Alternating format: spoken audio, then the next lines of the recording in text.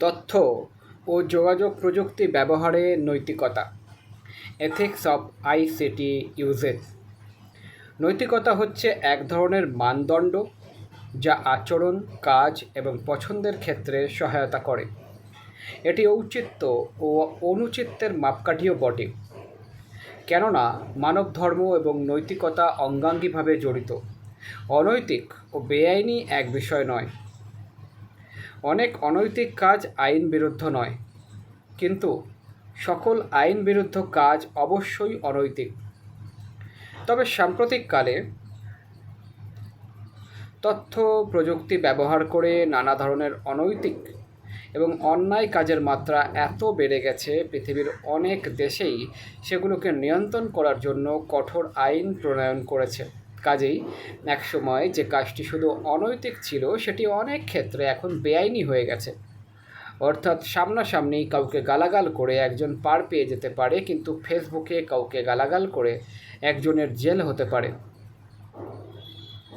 যেহেতু পৃথিবীর প্রায় সকল মানুষ কোনো না কোনো তথ্য প্রযুক্তির সাথে সম্পৃক্ত, তাই এর ব্যবহারের নৈতিকতার বিষয়টি খুব গুরুত্ব দিয়ে নেওয়া উচিত। গুরুত্ব না দেওয়া হলে একজন অনৈতিক কাজ দিয়ে শুরু করে খুব সহজেই অন্যায় এবং অপরাধমূলক কাজে জড়িয়ে পড়তে পারে। তাই সকল কম্পিউটার ব্যবহারকারীকে তথ্য ও যোগাযোগ প্রযুক্তি ব্যবহারে নৈতিকতা সম্পর্কে অবহিত এবং যথাযথভাবে রপ্ত হওয়ার কোনো বিকল্প নেই। কম্পিউটার এথিক্স ইনস্টিটিউট 1992 সালে কম্পিউটার ব্যবহারকারীদের জন্য তথ্য ও যোগাযোগ প্রযুক্তির বিষয়ে 10টি সুনির্দিষ্ট নির্দেশনা দিয়েছে। সেগুলি হচ্ছে: 1. তুমি কম্পিউটার ব্যবহার করে অন্যের ক্ষতি করবে না। 2. তুমি অন্যের কম্পিউটার সংক্রান্ত কাজে হস্তক্ষেপ করবে না। 3. তুমি অন্য কারো ফাইলে অনধিকার প্রবেশ করবে না। 4. তুমি চুরির উদ্দেশ্যে কম্পিউটার ব্যবহার করবে না। 5. তুমি মিথ্যা তথ্যের জন্য কম্পিউটার ব্যবহার করবে না। 6. তুমি লাইসেন্সবিহীন সফটওয়্যার ব্যবহার ও কপি করবে না। 7. তুমি বিনা অনুমতিতে কম্পিউটার সংক্রান্ত অন্যের রিসোর্স ব্যবহার করবে না। 8. তুমি অন্যের কাজকে নিজের কাজ বলে চালিয়ে দেবে না। 9. তুমি তথ্য প্রযুক্তির ব্যবহারের আগে সমাজের উপরের প্রভাব সম্পর্কে চিন্তা করবে। 10. তুমি কম্পিউটার ব্যবহার করার সময় অন্যের ভালো মন্দ বিবেচনা করবে এবং শ্রদ্ধাবোধ প্রদর্শন করবে। কম্পিউটার, ইন্টারনেট কিংবা মোবাইল ফোন ব্যবহার করার সময় উপরে বর্ণিত তথ্য প্রযুক্তি সম্পর্কিত নৈতিক নির্দেশনাগুলো সম্পর্কে সুস্পষ্ট ধারণা থাকা খুবই জরুরি।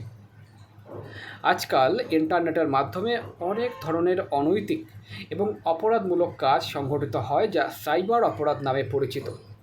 এর মধ্যে বহুল প্রচলিতগুলো হচ্ছে হ্যাকিং, কোনো কম্পিউটার সিস্টেম, নেটওয়ার্ক বা ডেটায় অননুমোদিতভাবে অধিকার প্রবেশ ও নিয়ন্ত্রণ, অ্যাক্সেস লাভ করার উপায়কে হ্যাকিং বলে। এতে ব্যক্তির তথ্যের বা সিস্টেমের ক্ষতি সাধন করা হয় এবং অনেক ক্ষেত্রে কোনো ক্ষতি না করে শুধু নিরাপত্তা ত্রুটি সম্পর্কে কম্পিউটার ব্যবহারকারীকে জানান দেওয়া হয়। যেসব ব্যক্তি বা ব্যক্তিবর্গ এ ধরনের কর্মে বা অপকর্মের সাথে জড়িত থাকে তাদের হ্যাকার বলে। ফিশিং করার অর্থ ইমেইল বা মেসেজের মাধ্যমে ওয়েবসাইটে ব্যবহারকারীকে নকল বা ফেক ওয়েবসাইটে নিয়ে কৌশলে তার বিশ্বস্ততা অর্জন করা এবং তারপর ব্যবহারকারীর অ্যাক্সেস কোড, পিন নম্বর, ক্রেডিট কার্ড নম্বর, পাসওয়ার্ড ও ব্যাংক অ্যাকাউন্টের নম্বরের মতো গুরুত্বপূর্ণ তথ্য চুরি করে তাদের নানা ধরনের বিপদে ফেলা। স্প্যামিং অনাকাঙ্ক্ষিত বা অবাঞ্ছিত ইমেইল কিংবা মেসেজ পাঠানোকে স্প্যামিং বলে। এই কাজ যারা করে তাদেরকে স্প্যামার বলা হয়।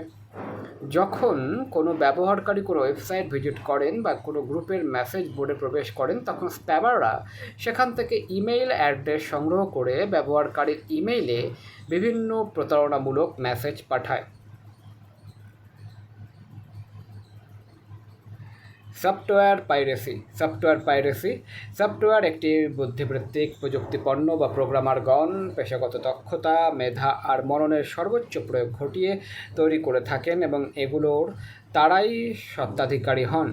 লাইসেন্সবিহীনভাবে বা স্বত্বাধিকারীর অনুমোদন ব্যতি রেখে এই ধরনের সফটওয়্যার কপি করা, নিজের নামে কিংবা কোনো প্রকার পরিবর্ধন করে ব্যবহারের সুযোগ নেওয়া পাইরেসির আওতায় পড়ে। বিজনেস সফটওয়্যার অ্যালায়েন্স BSA-এর সূত্র মতে ব্যবহৃত সকল সফটওয়্যারের শতকরা প্রায় 36% পাইরেটেড সফটওয়্যার। কপিরাইট আইন দ্বারা উন্নত দেশগুলোয় এই ধরনের অপরাধ প্রতিহত করার চেষ্টা অব্যাহত রয়েছে। প্লেজিয়ারিজম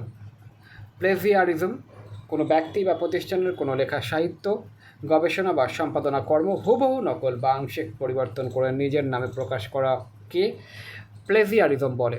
অর্থাৎ অন্যের লেখা বা তথ্য স্বত্বাধিকারীর অনুমতি ছাড়া নিজের নামে চালিয়ে দেওয়াই হলো প্লেজিয়ারিজম। প্লেজিয়ারিজমের বাংলা পরিভাষা হলো কুম্ভিলক বৃত্তি। অনেক সময় কোনো লেখার গুরুত্বপূর্ণ শব্দগুচ্ছ নকল করলে তাও প্লেজিয়ারিজমের আওতায় পড়ে। প্লেজিয়ারিজম একটি বেআইনি কাজ। সম্মিলিতভাবে প্লেজিয়ারিজম প্রতিরোধ করা উচিত। ইদানিং শিক্ষাক্ষেত্রে প্লেজিয়ারিজম অনেক বেশি পরিলক্ষিত হচ্ছে। শিক্ষার উদ্দেশ্য হলো উচ্চতর চিন্তন দক্ষতা অর্জন করা, অর্থাৎ কোনো বিষয় তা যতই জটিল হোক না কেন তা বিশ্লেষণ, মূল্যায়ন, সংক্ষেপণ বা নতুন ধারণা প্রবর্তন করার দক্ষতা অর্জন করা হলো শিক্ষা।